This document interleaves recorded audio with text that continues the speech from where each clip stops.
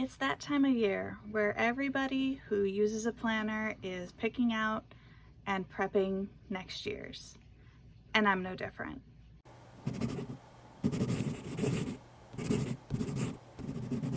Hi, my name is Dawn Dalton. I am a freelance writer and aspiring author, and I am working towards self-publishing my debut novel, Game On, and I'm taking you along for the ride. So, I'm a little bit late on this video. A lot of people in the planner community have already been talking about all the planners that have been coming out, are about to come out, and what they're using for their system. And I'm no different. I've been thinking about it since November, trying to figure out what I liked and what I didn't with my current system. And there are going to be changes. And part of those changes are strictly because this last year I had been doing what I called a use it up year, where I try to use what I already have before I start going out and buying more, because I have a ton of notebooks and planners and stickers and washi tape and pens. And so far, it has been great for using up what I currently have. Most of my Pilot G2s now fit in the box or in what I'm currently using next to my desk. All of my washi tape, even though I bought washi tape this year, it all fits in the drawers instead of being piled up outside of the drawers. My stickers didn't go down very much because I didn't really use them because they were more out of sight, out of mind. But I am planning on utilizing them more in the coming year. So let's go over, first and foremost, what I used this year, and then we'll talk about what I liked, what I didn't like, and how it's changing going into the new year. The first thing that I used this year, because I started it last year, was this A5 size notebook. It's lined. This is my 101 Things in 1001 Days notebook that I started in October last year. It's just a list of the things I wanted to do over the course of 1001 days. It's a combination of easy things, such as just backing up my entire computer onto an external hard drive, which I probably need to do again. You know, how many books I want to read over the course of the 1001 days, which I've already completed because Kindle Unlimited is a terrible, awful, wonderful thing for me to have on my phone. I haven't gotten into this notebook as much as I should have, because I forget that it exists. It sits on one of the shelves on my desk and just sort of lives there. And once in a while, I will remember that it's there, pull it out and go, okay, did I tick anything off? Did I even work towards anything? All of that fun stuff. And now I really need to be getting into it at least once a month when I'm setting up my monthly plans, just so that I have a better idea going forward of stuff I can tick off as I go. When the new year started, I was a bullet journal girly. Another A5. I had settled into a really good weekly format for this. I was able to draw in, you know, my yearlies, my quarterlies, my monthlies, and then weeklies. And everything was going to fit into one notebook, as opposed to last year's that took two notebooks. The problem I ran into with this system was, when it worked, it was great. When I was caught up on making sure that my weekly was set up, it was great. When I fell behind, it was terrible, and it would be Tuesday or Wednesday before I finally would draw in my weekly. And a lot of that failing was just because I didn't have a grid spacing guide that I could just throw down, quick draw out where the boxes are supposed to go and then just draw them in. I would have to count out all of my spacing every single time I needed to draw in my weeklies.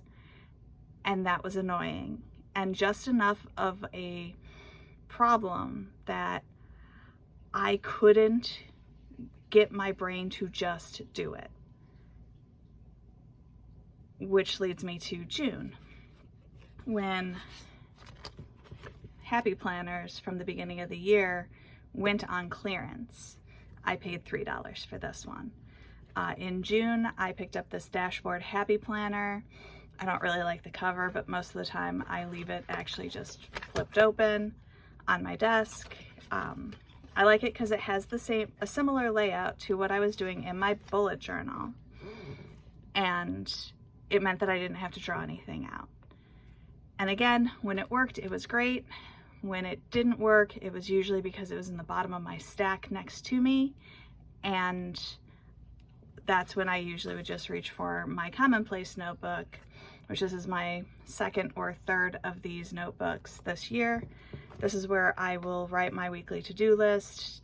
If I'm watching something and I have an idea, this is where everything goes. This notebook comes with me pretty much everywhere I go. I have a purse that this fits in almost perfectly, and it means that I can collect any ideas I have.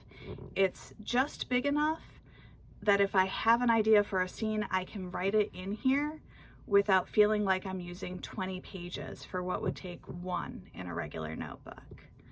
The other thing I tried to use this year was morning pages, and it quickly became that I don't need 3 pages of journaling to be able to get my thoughts onto paper and get my brain moving in the morning.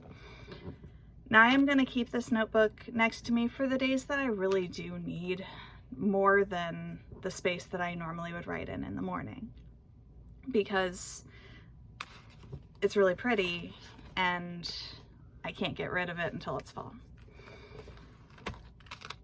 For writing, I have this little flip pad next to me. This is where I keep track of how many words I started with in a book, and every day that I wrote in it, how many words I ended with, just so I can keep track of how many words I have typed up this year. This is a legacy system from last year, one that I usually don't talk about because it's usually, again, in the bottom of the stack, something I don't think about until I'm like, oh, I haven't written in that in a hot minute, and I will have to put in, okay, I'm now at 63,000 words instead of 54. Again, it works when it works, and when it doesn't, it's just one more thing that is on my desk that is bothering me, which leads me to my Vertical Happy Planner, which is my Writing Happy Planner. This year has been my best writing year, both for words typed up and because I managed to keep track of a lot more things than I normally would. Normally, I wouldn't keep track of how many pages I was handwriting. I wouldn't keep track of, oh yeah, I wrote an article on this day, and I wrote a Medium post on that day, and I wouldn't write that down, and I wouldn't track that to see how much extra I was actually doing. And so this year was the first time I've actually done that. And for that, Vertical Happy Planner worked perfectly. Normally I wouldn't have bought one, but again, I got it on clearance. I also, in the back of this one, took some notes pages. I also put in all the stuff for Romancing the Beat so I could use Post-it notes to plot out books as I was going. The system generally worked okay for me, but again, just like my daily planner, if it happened to be in the wrong part of the stack, there were days where I would forget to put stuff into it, and then I'd have to go back and write it in, and there were a few other things with the system that didn't quite work that I'm going to be changing in the new year. The last thing I had for my writing was obviously my writer's notebook, and this sucker is chunky and barely filled in. I have a lot of pieces of paper slipped in here because I have this fear of having to put stuff in multiple places, and I have reached that point in this book where, like, my section that I gave myself for little snippets of dialogue that I probably will never use but I think are brilliant is full, and now I have to skip ahead into the book to put more dialogue in, and I'm not a fan of that. This is something I probably should not have done in a bound notebook, and I'm a little sad I did. I'm still going to use it in the new year, but not completely for the way I have been using it. So let's go to top-down view, and I will walk you through what I liked and what I didn't like in everything and what's going to change. First things first, my 101 things in 1,001 days. Obviously, nothing needs to change with this other than the fact that I need to set up a system where I am pulling it down at least once a month to set up what goals I'm going to work towards in the next month. But otherwise, the system doesn't need to change. My daily. I love this. I really do. One of the big things for me, and we're just going to use the Happy Planner, is I love having this amount of space to just write a few lines every day, having a task list of what needs to happen on certain days, like I have to go to class, I have my games, etc., and then the task list down this side. The big downside is the rest of this. This is just dead space for the most part. Unless I drew in habit trackers, all of this was just dead space every week, just space for me to basically put stickers if I felt like it, and I wasn't super happy about that. Otherwise, I really loved this because it was exactly what I needed. One of the downsides is it is a Monday start, and until I went into Happy Planners, I was always a Sunday start kind of person. In my Writer Happy Planner, I have a very similar problem in that I have all of these spaces that I don't fill in. Even when I'm putting in stickers, there's still tons of space left over unless I have a hugely successful day. One of the things I didn't like was having two notebooks for sitting on my desk for similar-ish purposes. Going into the new year, I'm going to use this planner that I've had sitting around in my desk for a couple of years now that I got from Office Max, and it was just a monthly Tull planner. I've pulled out 90% of the innards because they weren't super duper useful to me. And instead, I put in all of this dot grid paper from notebooks that I had from Five Below. They were a bunch of dupes that they sold a couple of years ago for the big Happy Planner Notes notebooks. And what I'm doing is very similar to my bullet journal, is I am drawing in my weeklies. And instead of having two Happy Planners and a pad of paper to track my writing and my day-to-day life, I have one page. I have a similar setup to what was in my daily Happy Planner, where I have my tasks and then I have my dailies. Now, I've split my dailies into two, so I have room to write for the day, and then I have room to track my writing. And then on the other side, I have room for a to-do list. I'm going to bring back some more trackers in addition to my habits. And this way I can also write in what I need to do that week for my social media, anything that happened that week, like I had a huge boost in subscribers, and any other notes I have for that week. I also, in the front of the book, I have this tracker that is very similar to this little notepad. And what's going to happen is, just like this one, I'm going to write what the book is and where it starts, 0, or, you know, like this one would start at 54,253 words. But I'm just going to track it in here, and I'm going to be moving it around as the year progresses, just so that I can easily get to it and I don't have to have yet another thing sitting on my desk. I have my yearly goals page partially set up. I obviously haven't put in any of my goals.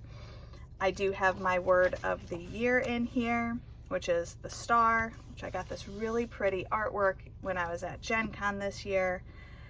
But one big thing I did do is I took one of the pieces of paper and I made, and I don't know if you can see that, a grid spacing so that I can easily drop it in or draw out my weekly plans. One of my biggest successes with my bullet journal was literally when I decided that I was not going to be super artsy with it. When I just decided that it's stickers and washi tape and that's it. And that's what I'm going to do with this one. I'm going to carry a fairly consistent theme of constellations through it, just because I have so many stickers and so many pieces of washi tape that are in that theme.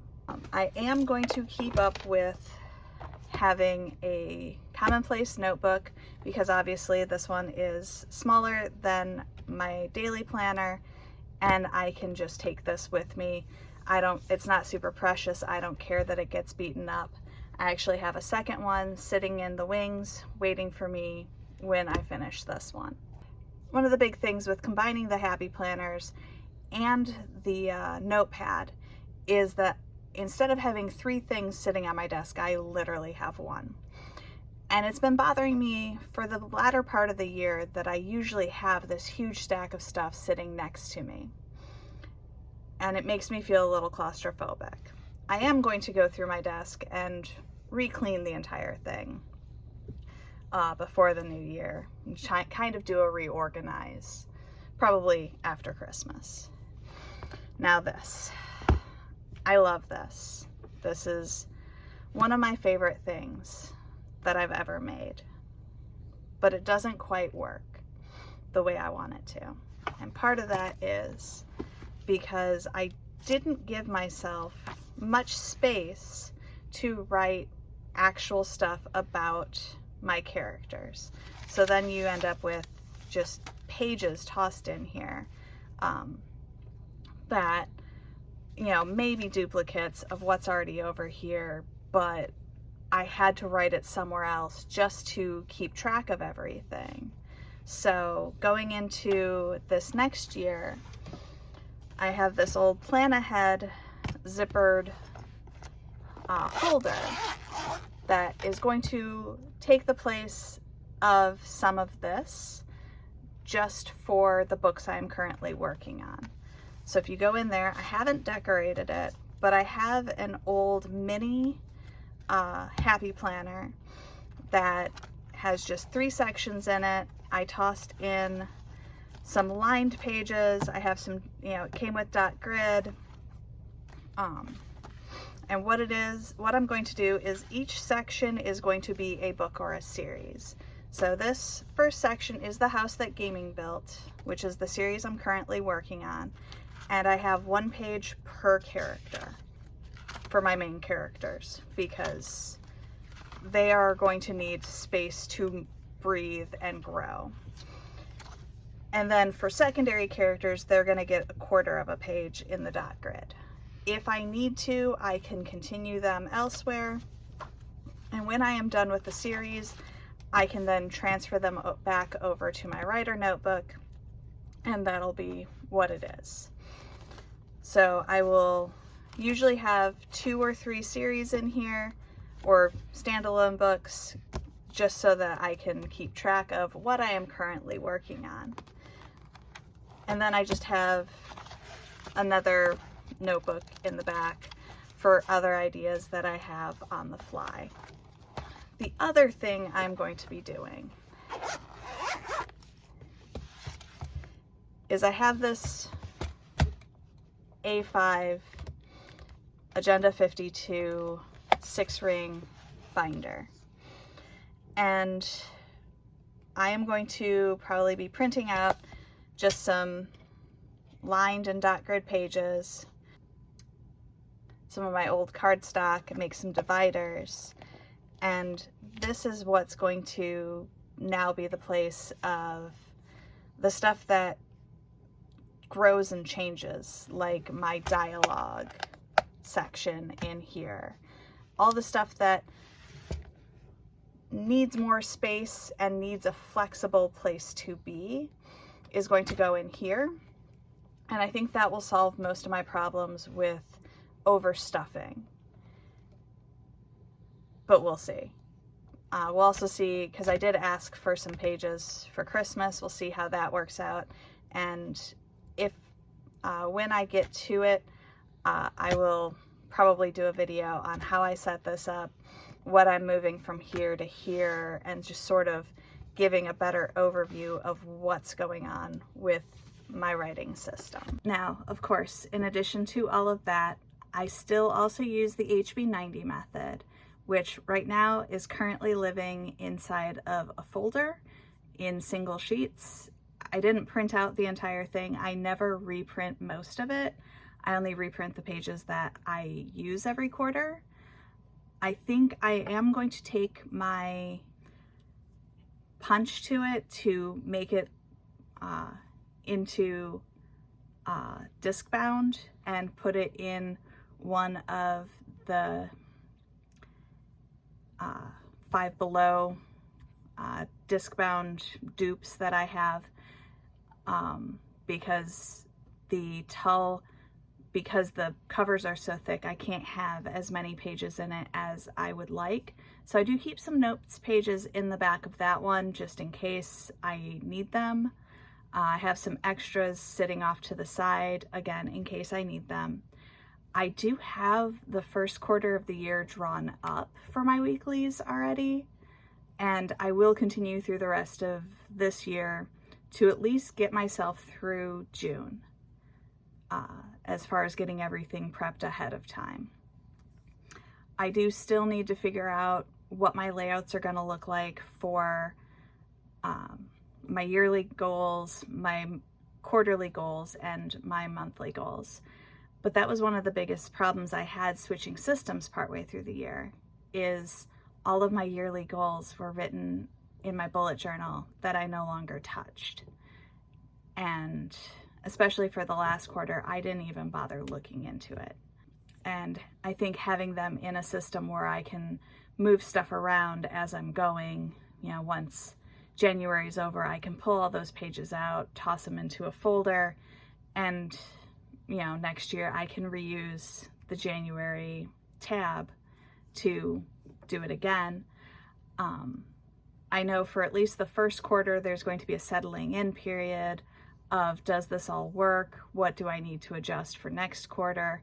So I do think at least for the first month of the year, I'm not going to be so worried about getting quarters 3 and 4 drawn up and ready to go. But more making sure that this is the system that I want to use. And a lot of this comes down to, obviously, I want to use up what I have. I don't want to go out and buy 20 planners when none of them really are exactly what I want. I think finding what I like and pulling them from the planners this last year helped a lot. And I know that I need to have fewer things on my desk to get in the way of me planning and moving forward with this next year. I will also be putting stuff in the back of my planner as to what steps I need to take for every time I want to publish a book, because that was one of the problems I ran into Originally, the plan was to publish my book on Halloween. And that obviously didn't happen. And I knew going into October that I wasn't going to be publishing at the end of the month, because I started really thinking about it and realizing that this isn't a scary book. Why should I put it out on Halloween other than I really like Halloween? And I pushed it back, and then life happened in November. And now we're in December, and I can tell you that this book is probably not getting published by the end of this year. And I do have a date in mind for when I want to get this published. And I will be announcing it probably at the beginning of the year as to what date Game On is coming out. And I'm not gonna lie, that scares the hell out of me. So those are my planners this year. Those are the changes I am making to my planner lineup and my writer notebook lineup.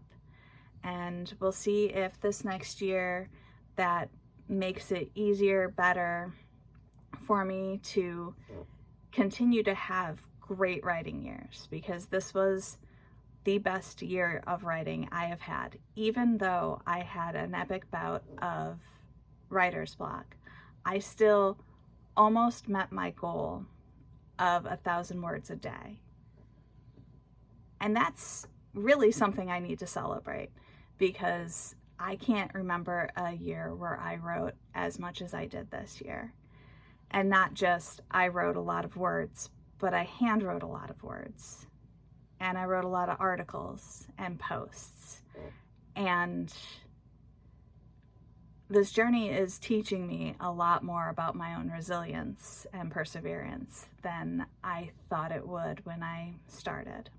So if you've been enjoying watching me grow and learn and kind of claw my way to being a published author, be sure to feed the algorithm, boop that like button, and subscribe.